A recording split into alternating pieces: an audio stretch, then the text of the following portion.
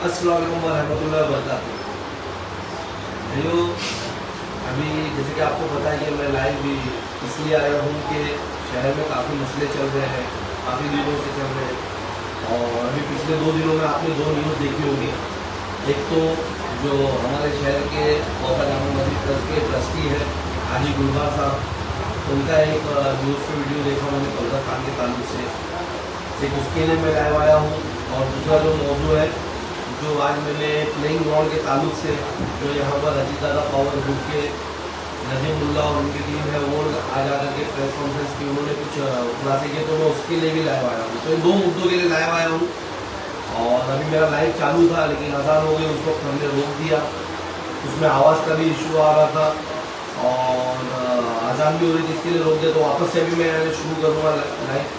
थोड़ा शायद लंबा हो सकता है, 2 बड़े अहम मुद्दों पे मैं लाइव आया हूँ, थोड़ा लंबा हो सकता है। तो देखिए कि पहले शुरू करता हूँ मैं कब्रिस्तान के लिए। आपको पता होगा किस तरीके से कब्रिस्तान का खेल शुरू हुआ इस शहर के अंदर। हमारे शहर को यूडी की तरफ से कुछ रिजर्वेशन हम लोगों को अलॉट किए गए जो हमारे शहर को लगभग मिल चुके थे। फिर भी इस शहर के जो आमदार है जितेंद्र अवार्ड और उनकी जो टीम, आज जो टीम बंटवारा हो चुकी है, आज जो 2 गुटों में बढ़ चुकी है या दूसरी पार्टियों में भी प्रवेश कर चुके हैं, उनकी वो टीम ने एक अजब से खेल खेला हमारे शहर के अंदर। उन्होंने देखा कि 11 एकड़ का स्लाटर हाउस हमारे शहर को मिला, जिससे हमारे शहर का रोजगार बढ़ जाएगा। एक यानी बहुत यहाँ के यंगस्टर्स को रोजगार मिल जाएगा और बहुत यानी शहर बदल जाएगा, एक अच्छे यानी रेवेन्यू जनरेट करने लगेगा। और दूसरा 5 एकड़ का कब्रिस्तान जहाँ पर बिल्डरों की नज़र थी, वो एकदम क्या बोलते क्लीन प्लॉट था जहाँ पर कंस्ट्रक्शन के अच्छे रेट्स आ सकते थे, अच्छा सब हो सकता था। और उसके लिए उन्होंने किस तरीके से, मुझे बताने की ज़रूरत नहीं, आप लोगों को सब पता है कि किस तरीके से टीएमसी अधिकारियों को साथ में लेकर के वो जगह का हेरफेर किया गया। वो कब्रिस्तान की जगह जो है वो बिल्डरों को दे दी गई और स्लाटर हाउस की जो जगह थी वहाँ पर वो अत्यंत दलदलीची होने के बावजूद, यानी दलदल की जगह होने के बावजूद भी, शहर का लो लाइन एरिया होने के बावजूद भी उधर पे कब्रिस्तान को शिफ्ट किया गया। 11 एकड़ के स्लाटर हाउस की जगह पर सिर्फ और सिर्फ 4-4.5 एकड़ का कब्रिस्तान दिया गया और उसकी जगह खाली गई, यानी ये कुछ 7 एकड़ जो बचते हैं हमारे वो और वहाँ का 5 टोटल 16 एकड़ बिल्डरों को दे करके अब कमीशन कमाई गए, काफ़ी पैसा बनाया गया। लेकिन इस शहर के साथ बहुत बड़ा धोखा किया गया। कब्रिस्तान का मुझे बताने की सब जरूरत नहीं, लेकिन फिर भी अब बात हुई शुरू तो मैं बताते चलूँ कि आप लोगों को पता होगा कि आज से 2 दिन पहले किस तरीके से मैंने एक न्यूज़ के माध्यम से मुझे जब कॉल आया कि टीएमसी कमिश्नर यानी शहर में आ रहे, काफ़ी व्हाट्सअप ग्रुप पे सब सर्कुलेट हुआ कि शहर के सब जिम्मेदारान पहुँचो, टीएमसी कमिश्नर कब्रिस्तान पे आ रहे। पिछले काफ़ी दिनों से कब्रिस्तान पे इशू चल रहा है, पानी निकलता है जब भी तब्दील के लिए जाते हो तो एमएमएलए कब्रिस्तान पे उनका सर्वे, आप आइए। मुझे पर्सनल कॉल आया, हमारे पार्टी के नगर सेवक वहाँ मौजूद थे, कुछ जिम्मेदार मौजूद थे कि भाई आप जल्दी आ जाओ, कमिश्नर साहब आ रहे हैं, सब ग्रुप में मैसेज चला, हम भी आए, आप भी आ जाओ। जब मैं वहाँ पहुँचा तो मैं आपको बताऊँ कि मुझे आज से करीबन 8 से 9 महीना पहले ही मैंने टीएमसी से कुछ पत्र व्यवहार किया था, कुछ आरटीआई के थ्रू कुछ जवाब मांगे थे, मुझे पता चल गया था। लेकिन मैंने फिर भी शहर के अंदर एक पैनिक का माहौल ना क्रिएट हो जाए, जिन लोगों के आने वहाँ पर तब्दील हो गई उनके परिवार वालों को धक्का ना बढ़ जाए, फिर शहर का माहौल ना खराब हो जाए करके मैंने शाया नहीं किया, पब्लिक के बीच में लाई नहीं दी है मैंने आगे। लेकिन वहाँ पर कमिश्नर सर तो नहीं पहुँचे, उन्होंने अपने शहर विकास के कोई सिटी इंजीनियर है विकास डोले, उनको भेज दिया। जब मैं वहाँ पहुँचा तो वो वहाँ मौजूद थे, शहर के जिम्मेदार मौजूद थे, उनके साथ कुछ चर्चा हो रही थी। आगे बढ़कर मैंने भी कुछ सवाल किए। मैंने उनसे कहा कि आप यहाँ सर्वे करने आए हो टीएमसी, और टीएमसी अभी यहाँ पर सर्वे दिखा रही है, लेकिन जब मैंने टीएमसी से क्वेश्चनिंग करी थी, जब मैंने आरटीआई के थ्रू जवाब मांगा था तो आपने मुझे लिख कर दिया कि यहाँ पर तो कब्रिस्तान ही नहीं है, तो आप क्या सर्वे कर रहे हो और आप क्या किस तरीके से फंडिंग करने वाले हो और किस तरीके से यानी शहर में वो होगा। लेकिन खेल तो बहुत हुआ हमारे शहर के साथ। आपको पता होगा कि हमारे शहर के साथ एक खेल ऐसा हुआ कि हम लोगों को हॉकर जोन दे दिया गया, जो शरद पवार गुट के शरद पवार सुप्रीम हुए, उन्होंने आकर के ओपनिंग की, फिर वो तोड़ दिया गया क्योंकि ऑन पेपर नहीं था, बस अपने मन से बना दिया गया था, पेपरों का हेरफेर करके बना दिया गया था। जाके आमदार ने बस यानी इलेक्शन से पहले उसको बना दिया था, ओपनिंग करवा के क्रेडिट लेना चाह रहे थे, फिर बाद में वो तोड़ दिया गया, वो नुकसान किया गया। अभी 2021 के दौरान शहर में अलमास कॉलोनी घास वाला कंपाउंड पे एक प्लेइंग गार्डन बना दिया गया बच्चों के लिए, सीनियर सिटीजन के लिए। जब पेपर वर्क करके पूछा गया तो पता चला कि नहीं वो स्कूल की जगह, वहाँ पर तो हमने कोई गार्डन दिया ही नहीं है, वो भी तोड़ दिया गया। लेकिन ये कब्रस्तान है मेरे भाई। आप लोग अपनी पॉलिटिक्स चमकाने के लिए, थोड़ा पैसा बनाने के लिए ये सब कर तो लेते हो, लेकिन आप समझते क्यों नहीं कि कब्रस्तान की जगह है। आपने जो कब्रस्तान की जगह में हेरफेर किया है, जो झोल किया है, उसका खामियाजा इस कौम को भुगतना पड़ेगा। जैसे कि अभी पेपर बाहर आ रहे कि वहाँ कब्रस्तान ही नहीं, कल टीएमसी अगर आकर के वहाँ बोलते कि हमने कब्रस्तान ही नहीं दिया, स्लाटर हाउस की जगह थी, अब यहाँ कब्रस्तान नहीं देगा, तो जो आज लगभग 6000 के लोग तब्दील हो चुके हैं उनका क्या होगा, उनके परिवार वालों का क्या होगा। आप तो सीधा, तो हम ये पॉलिटिक्स नहीं करना चाहते थे, हमने इसके लिए ये बातें भी शायद नहीं की थी। लेकिन आपको पता होगा कि 2019 में ही हम पे ये सवाल, जो आज पूरा शहर परेशान है कि जब भी वहाँ पर तब्दील के लिए कब्रस्तान खोदा जाता है तो वहाँ पर गंदा पानी आता है। तो पानी जब गंदा आता है तो लोग परेशान है। लेकिन आपको याद होगा, आप जाके देखिए 2019 में प्रहार टाइम हो, हिंदुस्तानी रिपोर्टर हो, मुंबई टीवी हो, जो कोई भी न्यूज़ पे हो, उस पर हमारी न्यूज़ है कि यही टीएमसी कमिश्नर और यही एमएलए से सवाल करने मैं और मेरे साथी निशान अंसारी पहुंचे थे। और हमारा सवाल भी यही था कि आपने अपने फायदे के लिए, अपने झोल के लिए आपने हमारे स्लाटर हाउस को खा लिया, कब्रस्तान की जमीन खा ली और अपने पावर का गलत इस्तेमाल करके कब्रस्तान, स्लाटर हाउस की जगह पे कब्रस्तान दे रहे हो। लेकिन वो अत्यंत दलदली की है। जहाँ स्लाटर हाउस सही था, वो लो लाइन एरिया था, वहाँ गंदगी जो भी यानी कत्ल खाने में जो भी होता है उसके बाद वो गंदगी वहाँ से बह जाती है। लेकिन वो कब्रस्तान के लिए सूटेबल नहीं है, वो अत्यंत दलदली की। अगर वहाँ पर तब्दील होगी तो दलदल में तब्दील होगी, तो उसका जिम्मेदार कौन होगा। और बारिश के महीने में तो दलदल ऊपर आएगा तो ज्यादा यानी तकलीफ होगी हमारे लोगों को, तो उसका जिम्मेदार कौन होगा। तो वो हमको जवाब देने के बजाय हम पे केस बना दिया। खैर वो अलग मौजूद है, इंशाल्लाह उस पर तफसीली वीडियो बनाऊंगा। अभी सुनिए, अभी जो हाजी गुलबार भाई ने जो खुलासे किए, जो मैंने खुलासा किया था 2 दिन पहले, हाजी गुलबार भाई का कल मैं जब नूरानी हो होटल पे पहुंचा अपने साथियों से मिलने के लिए, तो मुझे पता चला कि ऊपर प्रेस कॉन्फ्रेंस चल रही कब्रस्तान के ताल्लुक से और हाजी गुलबार भाई कॉन्फ्रेंस ले रहे। तो मैं भी वो कॉन्फ्रेंस के जब चालू थी तो मैं भी वहाँ पहुंचा। मैं अंदर गया, जब मैं सुना आधे से ज़्यादा कॉन्फ्रेंस हो चुकी थी मेरे जाने से पहले। जब मैंने आखिरी में एक जुमला सुना तो मेरे लिए काफ़ी शॉकिंग था कि हाजी गुलबार भाई को यहाँ के जो एमएलए है अपना खेल पूरी तरीके से खेलने के लिए उन्होंने हाजी गुलबार भाई को कोई 2 लोगों के साथ बुलाया था। हाजी गुलबार भाई ने उन लोगों का नाम नहीं लिए। हमने प्रेस कॉन्फ्रेंस के बाद मैंने बोला कि भाई नाम भी ले लेगा, तो बोले नहीं मैं अगली बार उनका नाम लूंगा और उनसे गवाही भी करवाऊंगा।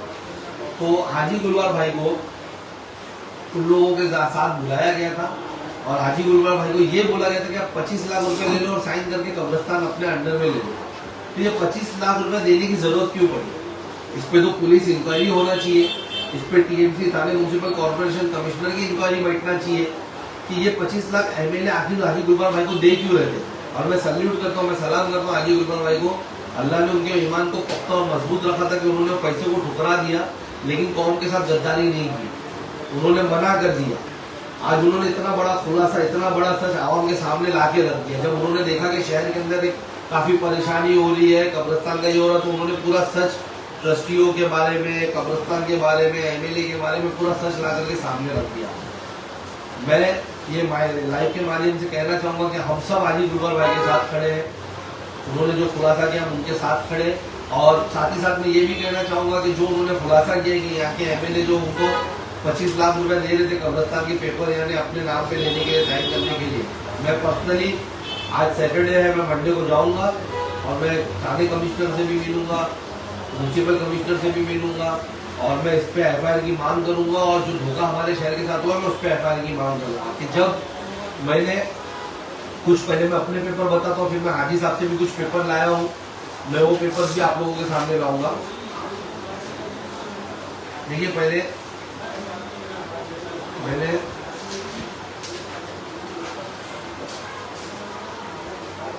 मैंने टीएमसी से माहिती मांगी कि मौजे सर्वे 55, 56, 57, 58 सर्वे नंबर पे जो आरक्षित कब्रस्तान है, मुझे उसकी कॉपी दी जाए। जो कमिश्नर ने आने हम लोगों को कब्रस्तान दिया, तो मुझे उसकी कॉपी ना दे करके मुझे ये मीटिंग्स के मिनट्स दिए गए। जो टीएमसी कमिश्नर और अधिकारियों के बीच में मीटिंग हुई, जिसमें यानी कुछ 13 मेंबर्स बैठ करके कमिश्नर के साथ मीटिंग की, और उसके बाद यानी ये मुझे वहाँ पर एक मिनट्स बनाए गए और मिनट्स में दिया गया कि यानी यहाँ शहर को कब्रिस्तान की ज़रूरत है और ये सर्वे नंबर्स पे हम इनको कब्रिस्तान दे सकते हैं, हमको कब्रिस्तान दे, जो भी उनकी मीटिंग जो भी ढूंढ रखा था उन्होंने किया होगा उसके हमको मिनट दे दिया।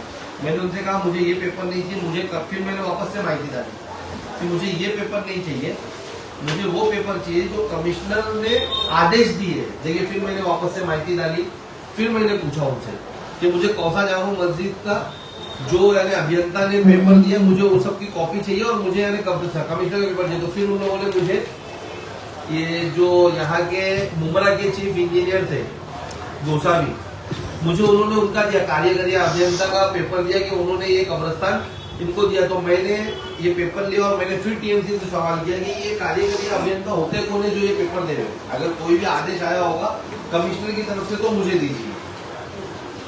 फिर उन्होंने मुझे वापस से एक पेपर दिया। इस बार उन्होंने तो मुझे जो लिख कर दिया वो काफी शॉकिंग था। आप देखिए इस बार बता,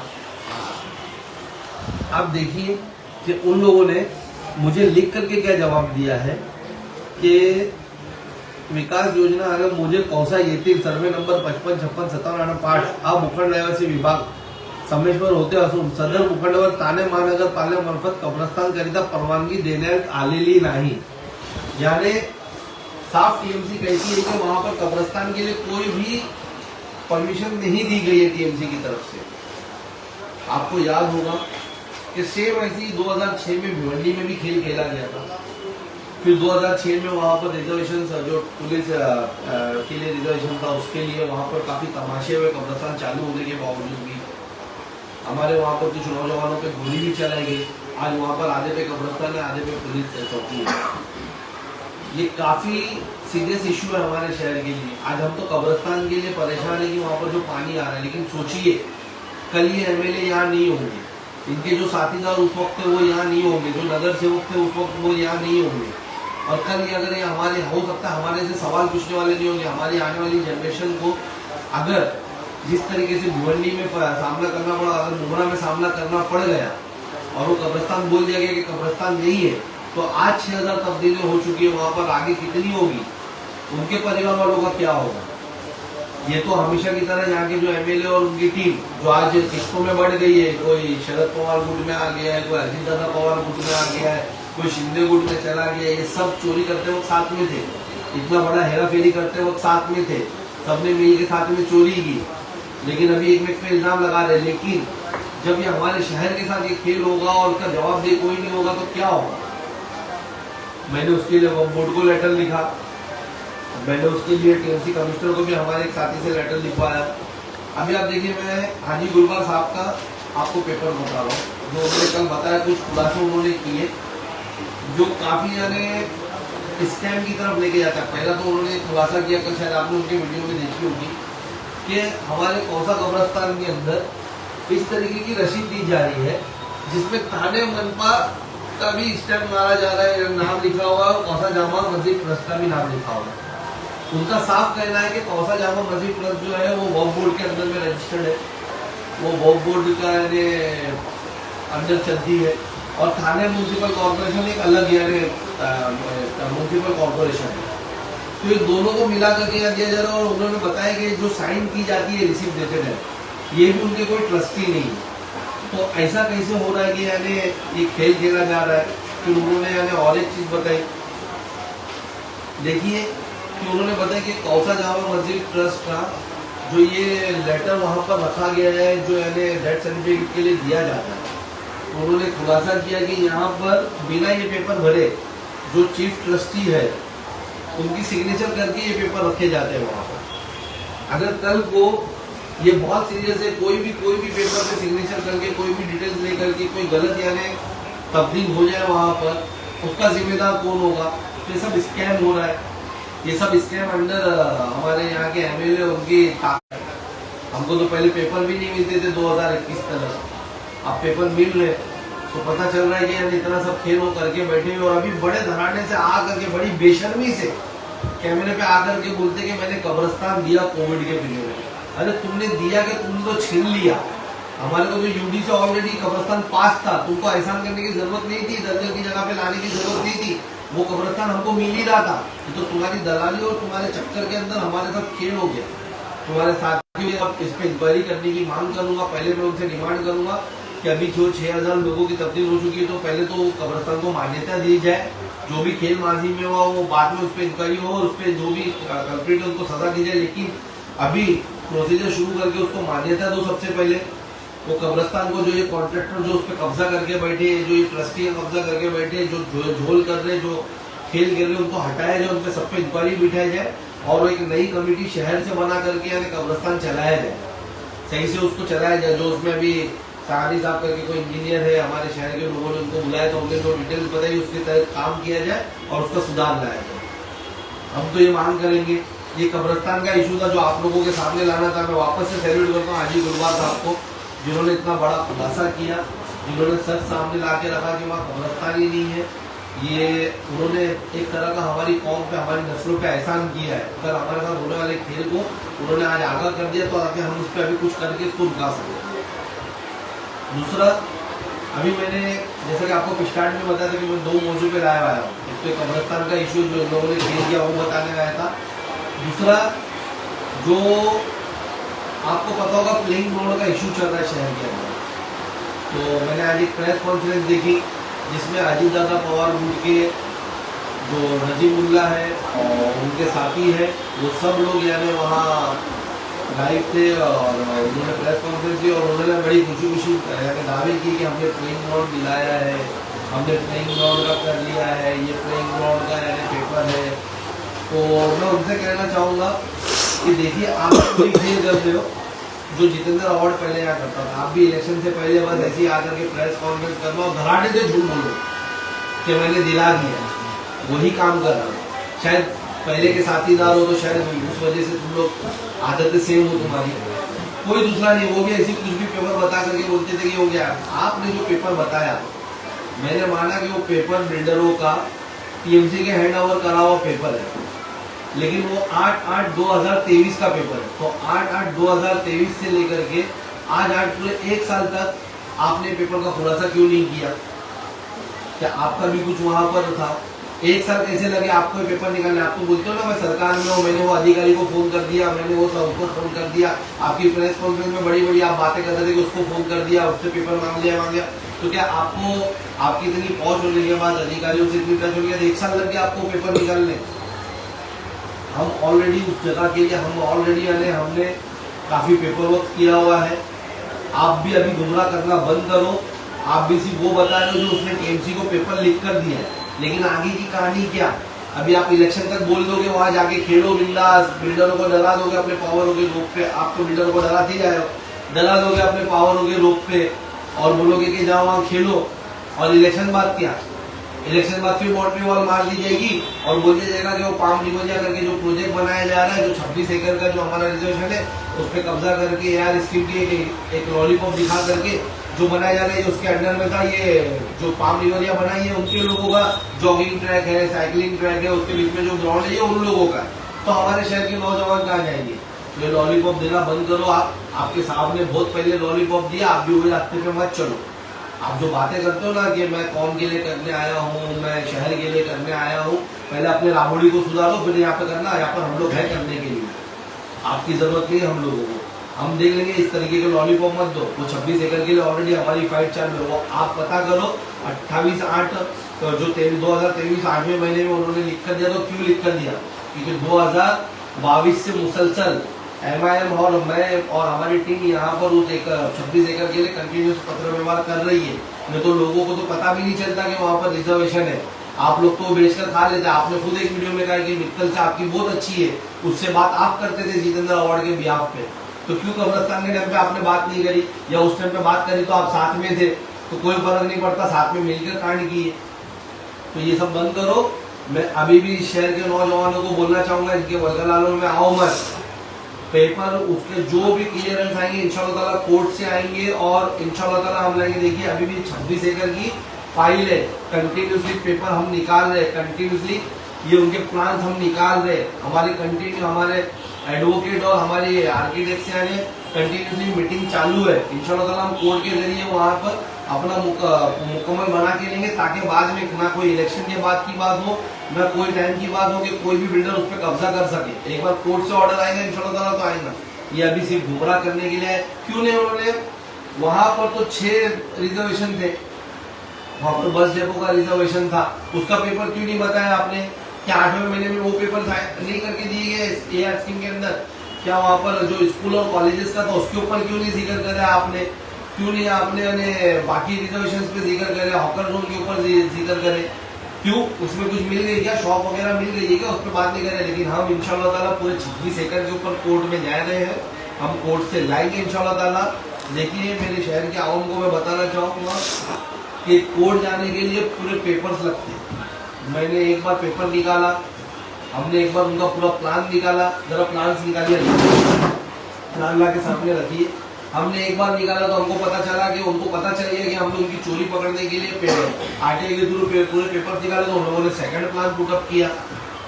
पूरे प्लान के वो भेजे गए, पूरा हमने निकाला। उसके बाद यानी अभी हम यानी हमारे आर्किटेक्ट रेडी करें तो हमको पता चला कि तीसरा प्लान पुटअप हुआ है वहां पर। तो सोचिए कितना झोल हो रहा है। खैर जितने प्लान पुटअप हो गए, हम वो प्लान निकालेंगे और एक ही बार में कोर्ट जाएंगे इंशाल्लाह ताला। इनका प्रोजेक्ट बनने तो 5 से 10 साल जाएगा ना। हम इंशाल्लाह ताला 2-3 महीने के अंदर ये देखिए सब प्लान हम निकाल रहे। ये इस तरीके के प्लान हम वहां पर उनके कंटिन्यूसली निकाल ही रहे, ये इस तरीके का हम पेपर वर्क कर ही रहे वहां पर। ये आ करके एक पेपर जो उन्होंने 8वें महीने में लिख कर दिया तो उनको लिख कर देना ही पड़ेगा, क्योंकि आवाम को पता है कि 6 महीने 7वें महीने में एमआईएम यहाँ से पैदल मार्च लेके गई थी टीएमसी कमिश्नर तक। हमारे 150 से 200 कार्यकर्ता गए थे और हमने यही सवाल किया था कि वहाँ जो कब्जा हो रहा है उस पर जवाब दो, उसके पेपर दो। तो इस वजह से उन लोगों ने पेपर लिख करके 8वें महीने में दिया, वही मेरा प्रोसीजर करके। तो आप अभी आकर के बता रहे खाल क्रेडिट खाओ तुम, ये इलेक्शन तक की तुम खाओगे, हमको पता है इलेक्शन बाद तो तुम दिखने में नहीं आने वाले। मैं आवाम से पूछना चाहता हूँ कितनों को यकीन है कि ये 2 फुट अलग है? पहले तो मुझे वो बताए, कितनों को यकीन और कितनों को लगता है? देखिए मैं, अल्लाह मुझे बड़े बोलते माफ करे, मैं बड़े बोलने का, आपने देखा होगा पिछले 10 सालों से इस शहर के लिए जितने भी इस शहर के अंदर करप्शन हुए, अब मैं ना सत्ता में हूँ ना मैं पावर में हूँ, फिर भी इस शहर के हर एक करप्शन के खिलाफ मैंने फ्रंट पे आकर के आवाज उठाई। मैंने पूरे पेपर्स आप लोगों के सामने ला के रखे, जिसके लिए आपको पता होगा मुझे केस भी खाना पड़ा। बेकसूरों ने मुझ पे केसेस बनाए गए, 2 केसेस के बेसिस पे मुझे तड़ीपार कर दिया गया। हमने फिर भी सवाल करना बंद नहीं किया। मैं जब मुझे जेल कर दिया गया, मैं जेल से वापस आया, फिर मुसलसल मैंने 26 एकड़ का जो करप्शन है उसको उसके बाद आकर के खोला। मैं आपको एकदम वादे से कहता हूँ कि इस शहर के लिए, इस शहर के जालिमों के खिलाफ, पावरवर ताकत में जो बैठे हैं, जो हमारे शहर की नियामतें छीन छीन के खा रहे अपने पावर के संग, उनके खिलाफ सैफ पठानी आवाज उठाते आया है, सैफ पठानी आवाज उठा रहा है और इंशाल्लाह ताला आगे भी उठाएगा। कितने लोग भरोसे से कह सकते हैं कि अगर अभी इस इलेक्शन में महाविकास आघाड़ी की सरकार वापस बन गई तो ये जो लोग आज प्रेस कॉन्फ्रेंस लिए है, जो लोग अलग अलग है, ये अलग रहेंगे क्या? ये सत्ता में वापस एक में से नहीं मिल जाएंगे? ये सिर्फ और सिर्फ वक्ती तौर पे लॉलीपॉप दे रहे हैं। खैर आप समझिए कि 26 एकड़ पे जो आज वो बताया गया सर्वे नंबर, बेशक वो हमारे यहाँ प्लेइंग रिक्रिएशन ग्राउंड का सर्वे नंबर है, लेकिन आप उसमें देखिए कि वो बता रहे कि वो जॉगिंग ट्रैक बना रहे हैं, वो साइकिलिंग ट्रैक बना रहे हैं, ऑलरेडी बनी हुई स्टेडियम के अंदर। तो क्यों यानी वो बना करके यानी उसको जगह को वेस्ट किया जा रहा है? 2 वहां से 300 मीटर 400 मीटर की दूरी पे स्टेडियम है, जिनको जॉगिंग करना हो जो वहां जा सकते हैं। ये बनाया इसके लिए जा रहा है कि पाम लेवलिया का जो प्रोजेक्ट है यार स्कीम के अंदर बता करके हमको बेवकूफ बनाया जा रहा है। ये वो वहां के जो जिनको बेचना है जगह उनको लुभाने के लिए बनाया जा रहा है। ये बोल के बनाया जा रहा है कि वो अंडर में रहेगा, वो पाम लेवलिया के, वो शहर को नहीं दिया जाएगा। अगर तुम में दम है तो वो बनाने से को पूरा ग्राउंड अलर्ट कराओ हमारे को पूरा वहां पर, अभी बाउंड्री करके अलग करवा दो, तुम्हारे पास है ना पावर तो अलग करवा दो। ये लॉलीपॉप देना बंद करो यार। ये पेपर आकर के बता करके बस लोगों को गुमराह करते, 4 बच्चों को बेवकूफ बना दिए। तुम यानी लड़ाई में अगर हमारा साथ नहीं दे सकते तो लड़ाई को आराम मत करो अपनी पॉलिटिक्स के लिए। ये पूरी की पूरी यानी मुझे लग रहा है कि सब खेल चालू है। क्यों नहीं पूरे 26 एकड़ के जितने रिजर्वेशन थे उस पर आपने खुलासा किया? क्यों आपने उसको टाल मटोल कर दिया कि बाद में बात करेंगे? मैंने खुद टीएमसी के अंदर आपको और शमीम खान को कितने अच्छे से आप लोग मिलते हो देखा है, मैंने किस तरीके से आप बात करते खड़े रहते हो देखा। मुझे देख करके एक बार दोनों अलग भी हो गए थे, शायद आपको याद होगा। मैं जब शहर विकास यही पेपरों के लिए आया था एक इस तरफ एक इस तरफ, दोनों ने दिशा बदल ली थी। यार ये लोगों को गुमराह करना बंद करो, ये मत करो। आप वो ग्राउंड दे देंगे, मुझे पता है आप वो क्या कर रहे हो। आप भी है ना, शायद बात हुई कि बिल्डरों से कि भाई इलेक्शन तक मैं खोल के दे देता हूँ, बच्चों लोग को खेलने दे, इलेक्शन बाद तो बाद में आप लोग बाउंड्री मार के दे देना। आप अगर ऐसा कुछ है, मैं खुद रेडी एग्री करता हूँ कि हम आपका सत्कार करेंगे। अगर आप वहां पर बाउंड्री वॉल मार करके आने वाले 15 दिन 1 महीने के अंदर वो ग्राउंड को पूरा वो पाम रिवर से अलग ही कर दो, वो बाउंड्री मार करके वहाँ टीएमसी से एक लेटर अलॉट करवाओ, टीएमसी कमिश्नर से। ऐसा नहीं कि कोई गोसावी जैसे सिग्नेचर करके, जैसा आप लोग पहले करते थे, आपके साहब पहले करते थे, वैसा नहीं। वहां पर एक लेटर अलॉट करवाओ कि ये शहर को, ये जो रिक्रिएशनल ग्राउंड का जो यानी ये था सर्वे नंबर पे, रिक्रिएशनल ग्राउंड दे दिया गया, ये शहर के पास ही रहेगा, इस पे कोई बिल्डर का कभी कब्जा नहीं है। ये पेपर पहले अलॉट करो, बाउंड्री मारो, वहां पर बोर्ड लगाओ और तब हमको दो, मैं खुद आकर के आप लोगों का सत्कार करूंगा। ये इस तरह का लॉलीपॉप देना कि हम वहाँ खेलने दे देंगे, वहां पर बच्चे खेलेंगे, ये सब मत दो, क्योंकि ये खेल है बाद में बंद होने वाला है। तो मेरे शहर के साथ ये फिर से खेल शुरू हुआ है। पहले जिस तरीके से कब्रस्तान, स्लॉटर हाउस, बाकी रिजर्वेशन पे खेल हुआ, अभी वो 26 एकड़ पे खेल शुरू हो रहा है। बस पार्टियां बदल गई है, चेहरे हुई, बस अपने आप को यानी कैसा है कि अलग अलग बता करके खेल हो रहा है। तो पहले साथ में मिलकर खेल करते थे, खेल हो रहा है। इसके लिए मैं लाइव आया था। मैं वापस से, मेरा लाइव बंद करने से पहले मेरी आवाम को बोलना चाहूंगा कि याद रखिए, कल वापस से सरकार अगर वापस से बन गई लोगों की, महाविकास आघाड़ी की, या ये सरकार गिर गई स्टेट में, तो क्या ये अलग अलग रहकर बात करेंगे? नहीं करेंगे। पहले भी इस शहर के लिए सैफ पठान आवाज उठाता था। सैफ पठान जब ये पूरे ताकत में थे, ये मिनिस्टर थे, सैफ पठान पे केस डाल रहे थे, सैफ पठान को फंसा रहे थे, तब भी सैफ पठान आवाज उठाता था। इनके आगे नहीं झुका, नहीं डरा, नहीं बिका, आवाज उठाता था, उठाता है और उठाता रहेगा आगे भी इंशाल्लाह। ये वापस पावर में आ गए तो क्या आप गारंटी देते हो कि ये पावर में आ गए? जितने नगर सेवक, यहाँ का एमएलए वापस पावर में आ गया, उसकी सरकार बन गई, तो क्या जितने नगर सेवक उसके खिलाफ रहेंगे? आप गारंटी देते हो? ये सत्ता के गुलाम लोग क्या उसके रहेंगे? नहीं रहेंगे। तो इनके वरगलाने में आए नहीं। मैंने वापस से बंद करने से पहले कब्रस्तान के ताल्लुक से मैं टीएमसी कमिश्नर, हमारे पुलिस विभाग सबसे अपील करूंगा, सर शहर का माहौल खराब हो सकता है, बहुत बड़ा स्कैम किया गया, इस पे यहाँ के एमएलए और उनके लोगों पे एफआईआर ली जाए। टीएमसी कमिश्नर सर इस पे इंक्वायरी बिठा करके आप पहले तो इसको मान्यता दें और ये कब्रस्तान को लीगल करें, मैं इनसे वो अपील करूंगा। और 26 एकड़ के लिए मैं वापस से, यानी जो अजीत दादा पवार बूट है, उनको मैं वापस से चैलेंज करता हूँ कि आप जितनी बातें कर रहे हो ना न्यूज पे बैठ करके, ये जो आपका पहले साहब खेलते थे एक ही एनसीपी रहने के टाइम पे कि पेपर दिखा देते थे, कुछ भी मैंने कर दिया, जाके टाला तोड़ देते थे, ये करते थे। एक्टिंग मत करो, आप पावर में हो ना, आपकी तो सब अधिकारी से डायरेक्ट बात होती है, कमिश्नर से डायरेक्ट बात करो, कमिश्नर से 15 दिन 1 महीने के अंदर अलॉटमेंट लेटर लेकर आ जाओ। जो सर्वे नंबर है ये जो आपने बताया 48, 49, 51, 190, 120 बराबर सर्वे नंबर है, वो पाम रिवर से लग करके जिसपे यानी शमीम खान जो कब्जा लेकर बैठे हमारे रिजर्वेशन पे, वो बराबर आप उस पे रिक्रिएशन ग्राउंड का सर्वे नंबर है, उसका लेकर आ जाओ लेटर।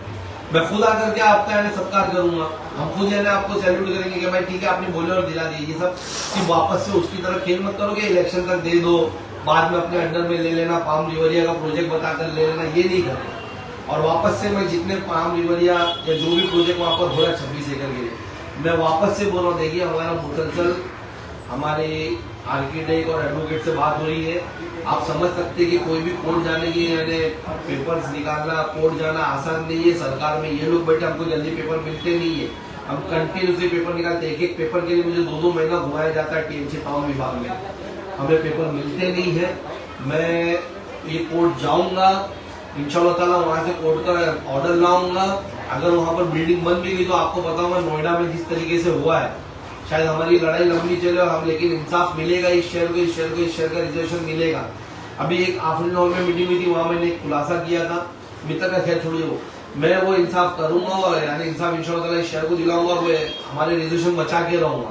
तो जो भी वहां पर बुकिंग डालने जा रहे होंगे, जो भी होंगे, वो मेरे पास अभी बहुत से लोग आते हैं, भाई हमने पैसा डाला है, मैं हम उसके जिम्मेदार नहीं और हम किसकी सुनेंगे नहीं। आप पहले पूरी यानी तसल्ली कर ले, फिर उसके बाद पैसा डाले कि बराबर है कि नहीं है।